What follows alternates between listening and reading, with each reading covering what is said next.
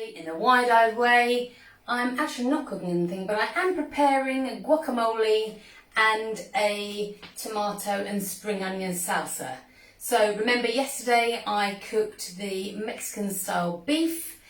That's the main event of this feast, but the accompaniments are the guacamole and the salsa. I have made some low-carb pizza bases for the tacos, and brilliantly I burnt a batch, and so now I've made those into kind of tortilla chips. So we've got sort of triangular pieces, but they've kind of gone very crispy, and anyway, that'll be fine. My guests can have the bases and I'll have the bits, as it were. Right, so really simple to make a guacamole, and you might think, oh no, I might as well just buy it. But, you know, again, we're in charge of the freshest ingredients, and you don't have any, I mean, a lot of guacamoles have sugar and stuff added to it, which is a no-no, of course, in my book.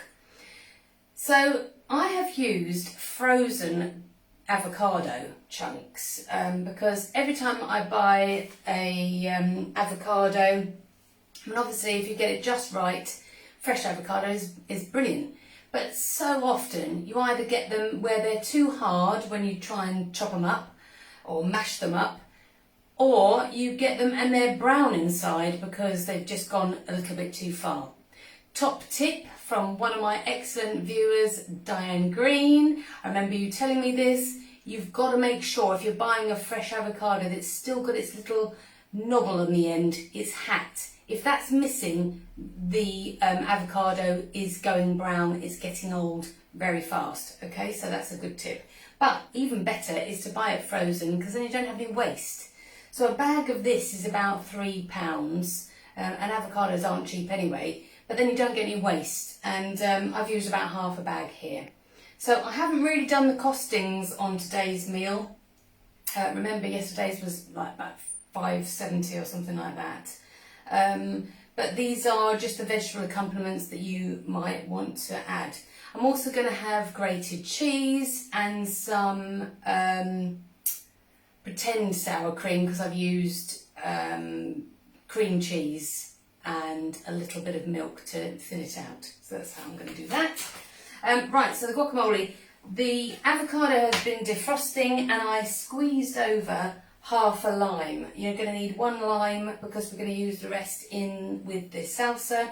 So this avocado has had lime on it, and then it will stop it going brown while it's defrosting. Then I'm just going to put a small red onion, finely chopped, into it.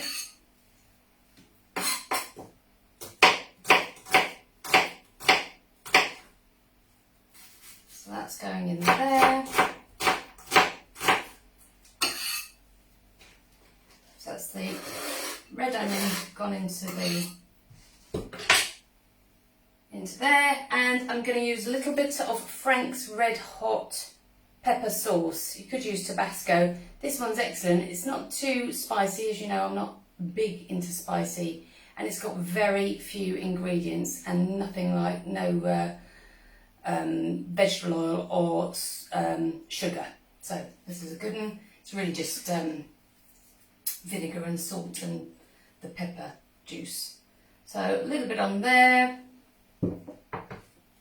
Salt and pepper always brings the flavour out. So I'm going to get a little knife and fork, and I'm just going to chop that up. It tends to not be terribly easy to mash, so it's easier to just chop it like that, mixing the Frank's sauce and onions and everything as you go. So it's getting smaller and smaller. Use that bit.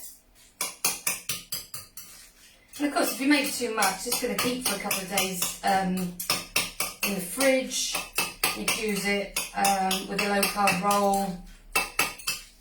Top your low carb roll and a couple of poached eggs.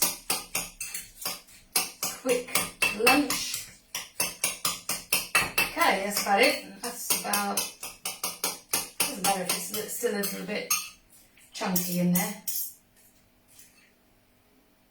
You can see that. That's how quick guacamole is.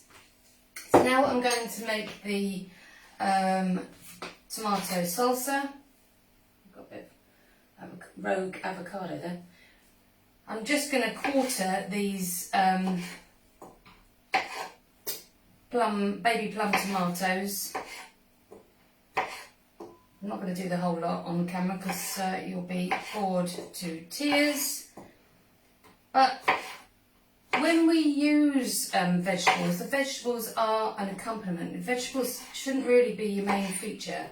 As I say a lot, there's vitamins and minerals in your fruit and veg. Not so much fruit, but in your veg. But you're going to get more bang for your buck if you're getting all your nutrition, or most of your nutrition, from protein, fat and the full profile of amino acids in animal foods. So if you're vegetarian, please include plenty of dairy, and it's got to be full fat, and plenty of eggs. And all the nutrition in eggs is in the yolk, so never go down that route of the egg white omelette and all that sort of rubbish that was popular at some point or other in history. So I'm going to do the whole lot of those tomatoes, but I'm not going to do them all while you're watching. And then I'm going to chop up some of my pre-prepared spring onions.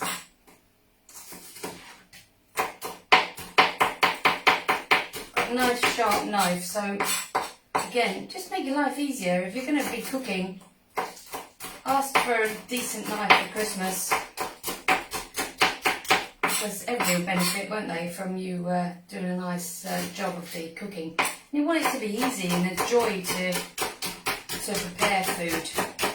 Right, I'll do the rest of those again in a minute. So, okay, we've got all the tomatoes, pretending that I've done all the tomatoes, and the spring onions in there. Remember, another top tip, keep your coriander frozen, then you won't waste it, won't go brown. I've already crushed it, this bag, so I'm literally just going to put a little bit in there. That's all I need, and then I've got the rest for another time. I'm going to squeeze the rest of the lime in.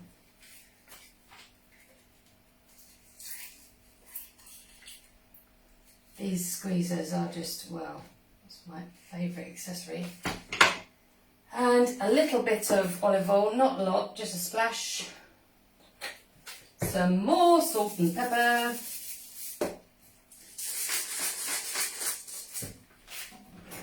Give it a stir.